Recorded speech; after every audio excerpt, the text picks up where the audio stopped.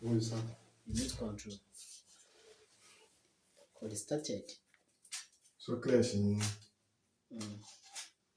got the motion.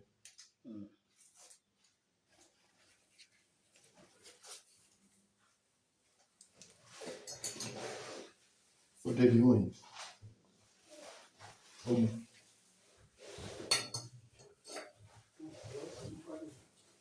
My thoughts. I'm going to put caption.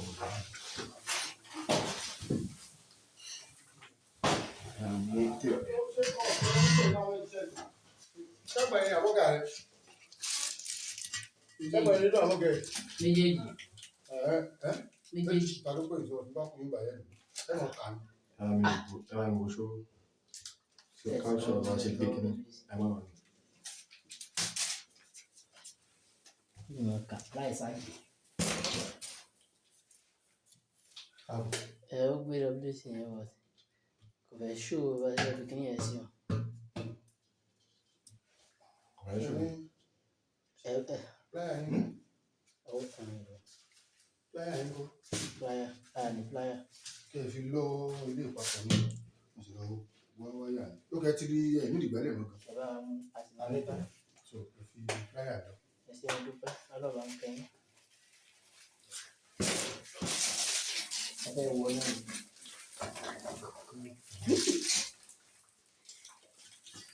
Àti kọ́ńtẹ́ẹ̀tì fẹ́ ra kọ́ńtẹ́ẹ̀tì gbàgbé. Ẹjọ́ ga owó mú yín. Mr. Alao. Ṣé ó dé? Kò sí òkè ní ẹ̀dá. Ìṣúná Thank you.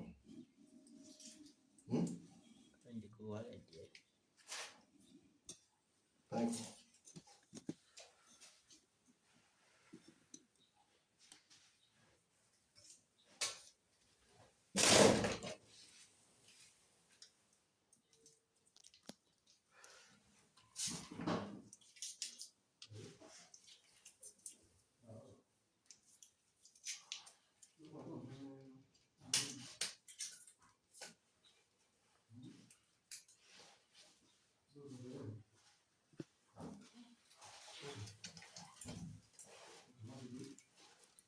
I'm in the shoot video.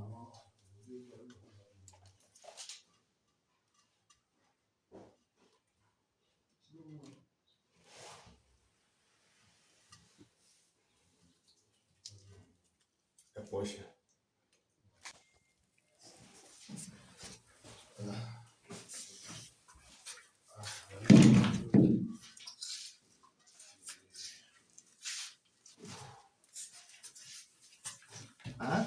Como é que decide? Baby.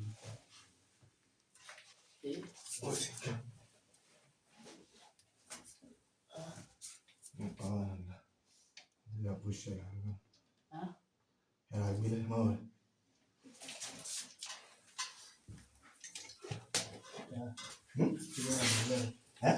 Uma boleta.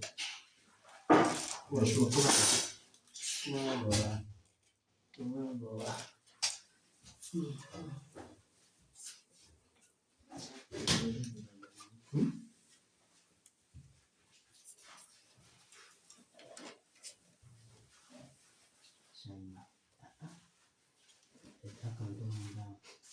Eu acho que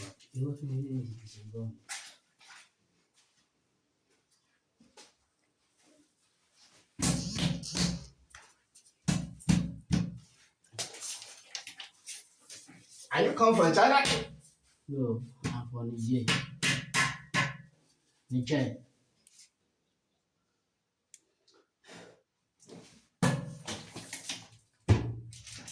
I'm from China? We come on. Give me 2 10 this year. I said, shop with yoga. Look.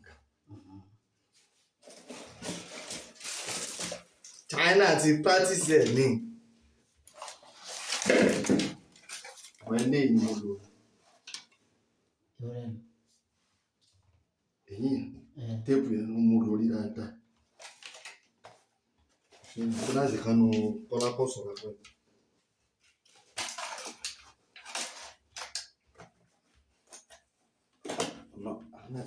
Báwo ni oríṣiríṣi àwọn èèyàn pàdé? Ẹni tó gbẹ, ẹni tó yọ. Máa yẹ àwọn eléyìí ń tẹ̀wó. Maintenance ni o. Ó kàn gba duplex sínú Kọ́lápọ̀sọ̀lá. Àwọn eléyìí ń tẹ̀wó. Láì lè bá fẹ́ pick the project a máa lọ mú ni. Èèyàn ò rí owó bí olè. Ìgbéyàn sógun owó ni. Inú orí ọ̀yọ́ lọ́kọ́ ń gbé. No, àti inú kí ni mo ti ọkọ̀ mọ̀. Àti inú wọ́n pè bí Ramótù. Àti inú immigration portals ní ọkọ̀ mọ̀. Ó ní mo sọ pé mo lọ bá sọ táàkì kẹlẹ̀ lọ́wọ́ fẹ́ gé lọ́dún náà.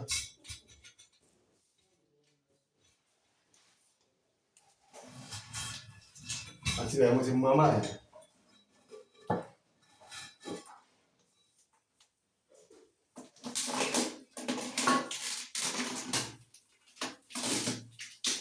Ẹyọ kan kí ni àmúlò bẹ̀rẹ̀ tẹ́lẹ̀? Ẹyọ kan kí ni túbú àmúlò bẹ̀rẹ̀? Méjì àbí nǹkan. Ẹyọ kan. Mo ti rí nìyẹn. Àtìrí kan. Mo ti rí túbú. Ǹjẹ́ ẹ̀ ń lò rọ̀ yìí sóhun ti tán ni? Ó ṣòro tẹ̀ náà ni.